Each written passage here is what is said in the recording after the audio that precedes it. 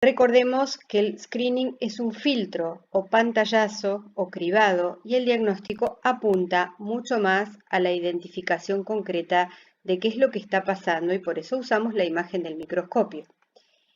Entonces, ¿en qué se diferencian? En el objetivo. El screening lo que busca es detectar casos en riesgo o casos donde hay disfunción o patología, pero que no ha sido aún detectada, con el objetivo de captar el riesgo y luego eventualmente derivar a un diagnóstico posterior. En cambio, el diagnóstico busca determinar cuál es la problemática y en lo posible hacer un diagnóstico de identificación de la problemática, descripción de la problemática y de diferenciación, es decir, apuntar al diagnóstico diferencial. ¿Qué es lo que hay y qué es lo que no hay presente en la problemática? Otras diferencias son la sensibilidad, especificidad y brevedad. Los instrumentos de screening son breves porque apuntan a la detección rápida de la mayor cantidad de personas posibles, ¿sí?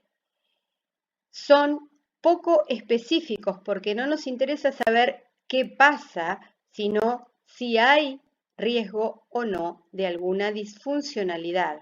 Y son hipersensibles porque buscan que ante la menor sintomatología o la menor presencia de disfunción, la alarma de riesgo salte para que haya menos probabilidades de que se nos pasen de vista casos con enfermedad, patología o disfuncionalidad que no notemos. Es decir, que son instrumentos que generan gran cantidad de falsos positivos, es decir, casos que pensamos de diagnóstico positivo, pero que luego en el diagnóstico posterior confirman ser casos de falsas alarmas. De ahí la hipersensibilidad que tienen.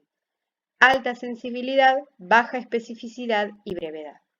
Los de diagnóstico, en cambio, no son breves, son mucho más largos porque son específicos, porque apuntan al diagnóstico diferencial, a ver específicamente qué tiene cada persona, cuáles son sus síntomas, cuáles son sus disfuncionalidades y también sus funcionalidades y cuáles no son esas funcionalidades y disfuncionalidades y a diferenciar el trastorno o disfunción de otros trastornos o disfunción que ese sujeto no presenta. Y son poco sensibles, es decir, que reaccionan y dan puntuaciones de alarmas con muchos síntomas o con importancia alta en cuanto a la gravedad de los síntomas o frecuencia de los síntomas.